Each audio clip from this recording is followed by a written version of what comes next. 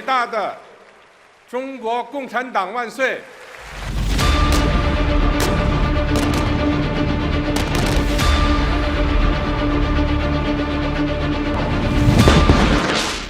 প্রিয় দর্শক, ভারত মহাসাগর থেকে বঙ্গোপসাগর, ভারতের চারপাশের ভৌগোলিক মানচিত্রের দিকে তাকালে ভূরাজনৈতিক বিশ্লেষকদের একটি বড় উদ্বেগ সামনে আসে। চীন ধীরে ধীরে ভারতকে একটি নির্দিষ্ট কৌশলে ঘিরে ফেলছে। আবার ওইদিকে ভারতের অরুণাচল প্রদেশের প্রায় 90 কিলোমিটার এলাকা দখল করে ফেলেছে চীন। এছাড়াও ভারতকে টার্গেট করে একের পর এক বড় বড় সেনাঘাঁটি, বিমান ঘাঁটি এবং সীমান্ত চৌকি নির্মাণ করছে চীন। এমনকি ভারত সীমান্তে চীন হাজার হাজার রোবট আর্মি মোতায়েন করেছে, যারা মানুষের থেকেও অনেক বেশি দক্ষ যুদ্ধ করতে। এখন প্রশ্ন হলো, চীন কেন ভারতকে টার্গেট করে এত বেশি সামরিক স্থাপনা তৈরি করছে? চীনের এখানে উদ্দেশ্য কী? এই সম্পর্কে বিস্তারিত আলোচনা করা হবে সায়েন্স বিডির আজকের ভিডিওটিতে।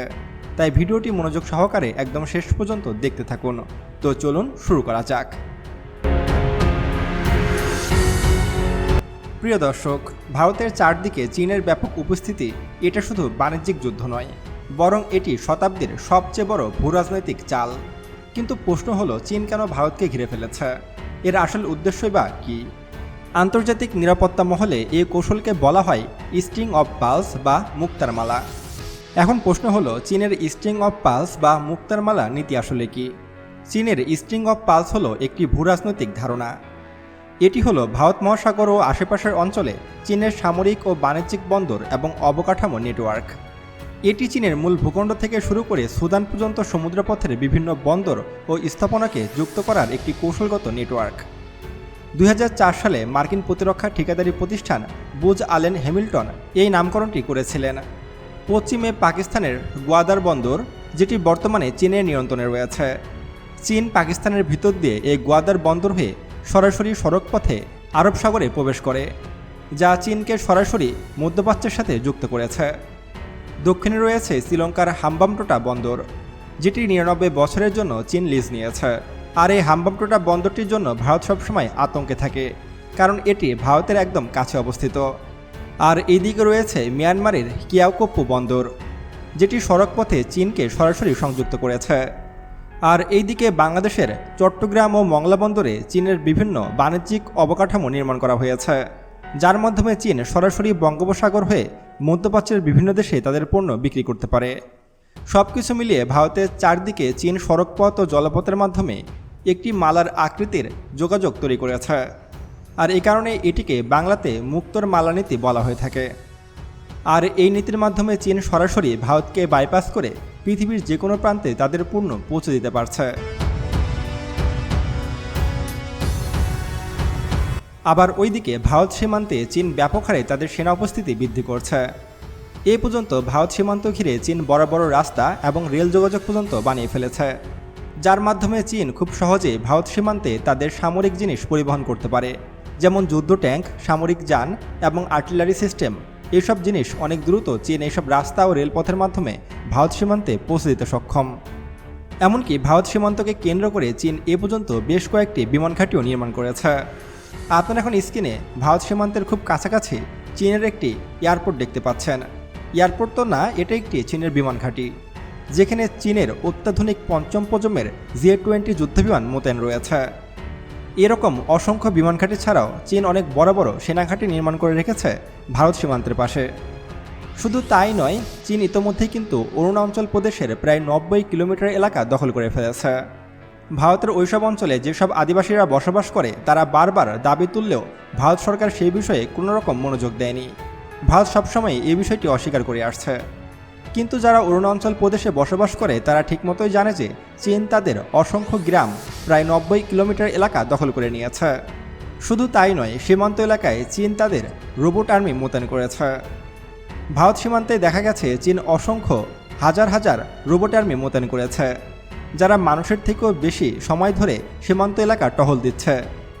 মানুষের চোখ ফাঁকি দেওয়া গেলেও এসব রোবট আর্মিকে কখনোই ফাঁকি দেওয়া যায় না। একদিকে চীন ভারত সীমান্তে ব্যাপক হারে রেলপথ ও সড়কপথ নির্মাণ করছে, বিভিন্ন সেনাঘাঁটি ও বিমান ঘাঁটি নির্মাণ করছে, সেখানে ভারতের সৈন্যরা এখনও খালি পায়ে সীমান্ত টহল দেয়। তাদের একজোড়া ভালো জুতাও নেই। এমনকি তারা যেসব রাইফেল হাতে নিয়ে ঘুরে সেগুলো যদি ফায়ারও করা হয় হয়তো গুলি বের হবে না, বেশিরভাগই নষ্ট। এছাড়াও ভারতীয় সেনাবাহিনীর তেমন কোনো উপস্থিতি নেই চীন সীমান্তে। ফলে চীন চাইলে যে কোনো সময়ে ভারতের শত শত কিলোমিটার এলাকা দখল করে নিতে পারে। কিন্তু যেহেতু ভারত একটি স্বাধীন সার্বভৌম দেশ, তাই সম্মান দেখিয়ে চীন এসব এলাকা দখল করে নিচ্ছে না। শুধু তাই নয়, ভারতের সবথেকে বড় শত্রু হলো পাকিস্তান। পাকিস্তানকে একের পর এক শক্তিশালী ফাইটার জেট এবং একের পর এক ভয়ঙ্কর মারণাস্ত্র দিয়ে যাচ্ছে চীন। সম্প্রতি চীন ও পাকিস্তানের মধ্যে একটি ডিল স্বাক্ষর হয়েছে, যার মাধ্যমে আগামী 2027 সালের মধ্যে পাকিস্তান হাতে পেতে চলেছে চীনের তৈরি অত্যাধুনিক স্টিলথ ফাইটার জেট, যেটি মূলত একটি পঞ্চম প্রজন্মের স্টিলথ ফাইটার জেট। আর এটি যদি পাকিস্তান হাতে পেয়ে যায় তাহলে ভারতীয় বিমান বাহিনীকে এমনিতেও গুনতিতে ধরবে না পাকিস্তান। বর্তমানে ভারত ও পাকিস্তান উভয়ই 4.5 জেনারেশনের ফাইটার জেট ব্যবহার করে। ভারত তার সুরক্ষার জন্য ফ্রান্স থেকে 4.5 জেনারেশনের রাইফেল ফাইটার জেট ব্যবহার করে। অন্যদিকে পাকিস্তান ব্যবহার করে চীনের তৈরি জেটেন্সি ভিগারাস ড্রাগন। আর চীনের তৈরি এই জেটেন্সি ফাইটার জেট দিয়েই ভারতের প্রায় 8টির মতো ফাইটার জেট ধ্বংস করে দিয়েছিল পাকিস্তান। বর্তমানে পাকিস্তান বিমান বাহিনীর যে সক্ষমতা, তার কাছেই কিন্তু ধরা খাচ্ছে ভারত। আর পাকিস্তান যদি এইবার চীনের তৈরি J-36 স্টিলথ ফাইটার জেট হাতে পেয়ে যায়, তাহলে পাকিস্তান বিমান বাহিনী হয়ে উঠবে দক্ষিণ এশিয়ার সবথেকে শক্তিশালী বিমান বাহিনী। তখন ভারতকে গুনতিতে ধরবে না পাকিস্তান। যদিও ভারত আমেরিকার কাছ থেকে F-35 সংগ্রহ করার চেষ্টা করছিল, কিন্তু আমেরিকা ভারতের মুখের উপরে না করে দিয়েছে। এমনকি ভারতকে কখনোই তারা F-35 দিবে না এমনটা জানিয়েছে। তখন ভারত দ্বারস্থ হয়েছে রাশিয়ার। রাশিয়া বর্তমানে এক ধরনের পঞ্চম প্রজন্মের স্টিলথ ফাইটার জেট তৈরি করে, যেটি হলো সুখোই Su-57। সুখোই Su-57 কিন্তু খুব একটা ভালো মানের 5th জেনারেশনের স্টিলথ ফাইটার জেট নয়। এটির রাডার ক্রসিং সেকশন খুবই কম। এমনকি কোনো যুদ্ধে এ পর্যন্ত রাশিয়া তাদের তৈরি এই পঞ্চম প্রজন্মের সুখোই Su-57 ব্যবহার করেনি। তাই এর সক্ষমতা কতটুকু তাও জানা যাচ্ছে না। শুধু তাই নয়, রাশিয়া এ পর্যন্ত মাত্র 22টি এই ধরনের ফাইটার জেট তৈরি করেছে, তারপর এটির প্রোডাকশনই বন্ধ করে দিয়েছে। এমনকি রাশিয়ার প্রেসিডেন্ট ভ্লাদিমির পুতিন জানিয়েছে রাশিয়া এখন যুদ্ধের মধ্যে রয়েছে। যদি ভারত তাদের তৈরি Su-57 চায় তাহলে ভারতকে আগামী আরও 5 থেকে 7 বছর অপেক্ষা করতে হবে। আর ওইদিকে পাকিস্তান 1 বছরের মধ্যে হাতে পেতে চলেছে চীনের তৈরি J-36 পঞ্চম প্রজন্মের স্টিলথ ফাইটার জেট। বর্তমানে কিন্তু রাশিয়ার থেকে চীন পঞ্চম প্রজন্মের যুদ্ধবিমান তৈরিতে বেশি এগিয়ে আছে। তারা বর্তমানে J-20 এবং J-35 মতো 2টি মডেলের পঞ্চম প্রজন্মের স্টিলথ ফাইটার জেট সার্ভিসে রেখেছে। তারা এক্সপোর্ট ভার্সন হিসাবে J-36 তৈরি করতে চলেছে, যেটা দেবে তারা পাকিস্তানকে। চীন দাবি করছে আগামী 1 বছরের মধ্যে তারা প্রায় 1000টি এই ধরনের পঞ্চম প্রজন্মের স্টিলথ ফাইটার জেট তৈরি করবে। আর আপনাদেরকে জানিয়ে রাখি, চীনের তৈরি এই J-20 স্টিলথ ফাইটার জেটকে কিন্তু মার্কিন যুক্তরাষ্ট্রের F-22 র্যাপটরের সঙ্গে তুলনা করা হয়। তাহলে আপনি বুঝতে পারছেন যে চীনের তৈরি এই ফাইটার জেটগুলো কতটা উন্নত। শুধু তাই নয়, চীন পৃথিবীর একমাত্র দেশ হিসাবে সর্বপ্রথম 6ষ্ঠ প্রজন্মের যুদ্ধবিমানের সফল পরীক্ষা চালিয়েছে, যেটা AI প্রযুক্তিতে চলবে, যেটা উড়ানোর জন্য কোনো রকম মানুষের প্রয়োজন পড়বে না। তাই বর্তমানে ভারতের চেয়ে হাজার গুণ এগিয়ে আছে চায়না। চীন যে শুধু ভারতের শত্রু পাকিস্তানকেই উন্নত ফাইটার জেট এবং অস্ত্রশস্ত্র দিচ্ছে তা কিন্তু নয়। চীন কিন্তু এবার নজর দিয়েছে বাংলাদেশের দিকে। সম্প্রতি বাংলাদেশের লালমনিরহাট থেকে শুরু করে প্রায় 8টির মতো বিমান ঘাঁটিকে সচল করতে কাজ করে যাচ্ছে চীন। সেই সাথে বাংলাদেশকে এবার শক্তিশালী চীনের তৈরি J-10C ভিগারাস ড্রাগন মডেলের ফাইটার জেটও দিতে চলেছে চীন। আপনারা হয়তো দেখেছেন তারেক রহমান কিন্তু শি জিনপিংয়ের সঙ্গে বৈঠক করেছেন, এবং সেই বৈঠকে এই ফাইটার জেট নিয়ে ব্যাপক আলোচনা হয়েছে। ধারণা করা হচ্ছে এ বছরের শেষের দিকে J-10C ভিগারাস ড্রাগনের ডেলিভারি পেতে চলেছি আমরা।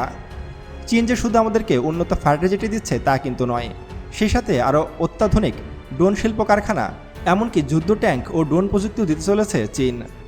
এক কথায় ভারতের দুই পাশে, এক পাশে পাকিস্তান, অপর পাশে বাংলাদেশ, এই দুটি দেশকে সামরিক ও অর্থনৈতিকভাবে শক্তিশালী করছে চীন। সেই সাথে এইদিকে বাংলাদেশের বঙ্গোপসাগর, ওইদিকে পাকিস্তানের আরব সাগরও কন্ট্রোল করছে চীন। বর্তমানে চীনের স্ট্রিং অফ পালস বা মুক্তোর মালা নীতি নিয়ে ভারতকে একদম ঘিরে ফেলেছে। ভারতকে এক কথায় চারদিক থেকে বন্দি করে ফেলেছে চীন। চীন শিল্প, অর্থনীতি এবং সামরিকভাবে উভয় দিক থেকে অনেক এগিয়ে যাচ্ছে। বর্তমানে চীনকে আমেরিকাও মোকাবেলা করতে পারছে না। চীন বর্তমানে পুরো বিশ্ব কন্ট্রোল করছে। এই মুহূর্তে দাঁড়িয়ে ভারতের পক্ষে চীনকে মোকাবেলা করা কখনোই সম্ভব নয়। প্রিয় দর্শক, চীন যে ভারতের প্রায় 90 কিলোমিটার এলাকা দখল করে নিল এবং ভারত সীমান্তে হাজার হাজার রোবট আর্মি মোতায়েন করছে। এই বিষয়ে আপনার মতামত কি তা অবশ্যই কিন্তু আমাদেরকে কমেন্ট করে জানাবেন। সেই সাথে আরও এমন ইন্টারেস্টিং ভিডিও পেতে এখনই আমাদের ইউটিউব চ্যানেল এবং ফেসবুক পেজে ফলো করতে পারেন। তো দেখা হচ্ছে পরবর্তী ভিডিওতে। ততক্ষণ পর্যন্ত সুস্থ থাকবেন, ভালো থাকবেন। আল্লাহ হাফেজ, টেক কেয়ার।